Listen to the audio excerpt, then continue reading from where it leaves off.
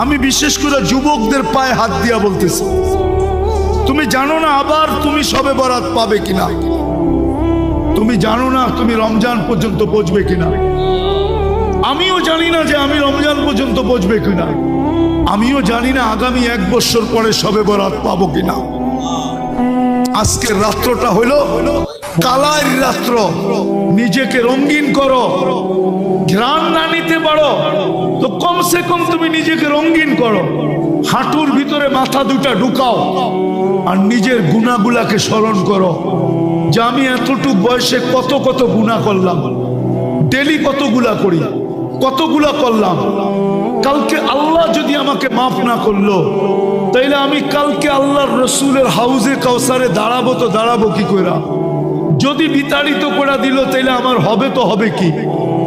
দ্বিতীয় হলো আমি আল্লাহর কাছে যায় দাঁড়াবো কি কইরা? কি কইরা দাঁড়াবো? আমি একটা হাদিস থেকে কাহিনী দিতেছি, হাদিসের না হইলে এটা দিতাম না। বনি ইসরাইলে এক বদমাশ ছিল যার নাম ছিল কিফিল। কি কিফিল? কিফিল বদমাশ ছিল। সে প্রতি রাত্রে জিনার পিছনে বর্তমান টাকায় 50 থেকে 60 লক্ষ টাকা খরচ করে, আর এটা তার নেশা ছিল। আল্লাহ তাকে এত টাকা দিছিলেন যে পাহাড় পর্যন্ত তার টাকার সামনে হার মানত। একদিন এক মেয়েকে নিয়ে আসছে, তো কামরার ভিতরে ঢুকায় বলতেছে আমি প্রস্তুতি নিয়ে আসতেছি। যখন নিয়ে আসছে প্রস্তুতি, তো দেখে মেয়ে অজরে কাঁদতেছে। তো বলতেছে ওই মেয়ে কাঁদিস কেন? আমি তো তোকে টাকা দিয়ে নিয়ে আসলাম, তুই নিজেই আমার হাতে ধরা দিলি, আমি তো তোকে জোর করে আনি নাই। তো মেয়ে বলতেছিল শোন কিফিল, আমি বাজারি মেয়ে না, আর এটা আমার পেশাও না, যেই কোনো বিপদের কারণে আমি তোর হাতে ধরা দিতে বাধ্য হয়েছি। কিন্তু কাঁদি কেন জানিস? কালকে এই চেহারাটা আল্লাহকে কি করে দেখাবো? এতটুকু কথা তীর মারলে মনে হয় কিফিলের দিলে এত জোরে লাগতো না।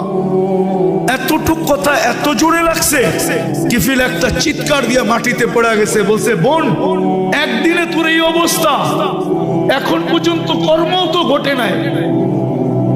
নিয়ে আসছি বটে, কর্ম তো ঘটে নাই, তাই তোর এই অবস্থা, কালকে আমার কি হবে? সে একটা চিৎকার দিয়ে মাটিতে পড়ে গেছে আর বলছে বোন, তোর কথা তীরের চেয়ে বেশি আমার দিলে লাগছে।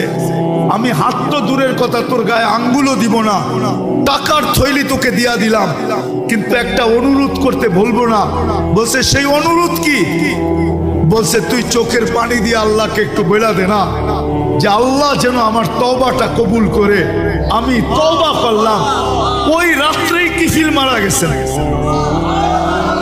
সোনালী অক্ষরে দরজায় লেখা উঠছে, বা ওই জমানার নবীর কাছে পয়গাম আসছে, কদ গফারাল্লাহু লিকিফলিন, আল্লাহ কিফিলকে মাফ করে দিয়েছে। আজকের রাত্রটা হলো ওই রঙিন করার রাত্র,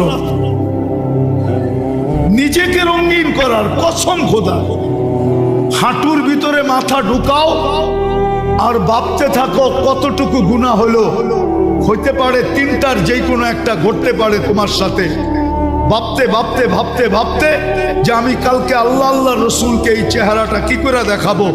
হইতে পারে তোমার অগোচরে এখানে একটু পানিও জমতে পারে, হতে পারে তোমার অগোচরে 1 ফোঁটা পানি গাল পর্যন্ত আসতে পারে, হতে পারে তোমার ভিতর থেকে একটা চিৎকার বাহির হতে পারে যে আল্লাহ, আয় আল্লাহ, বরকতের রাত্রি, রহমতের রাত্রি, 13 নাম বিশিষ্ট রাত্রি, আয় আল্লাহ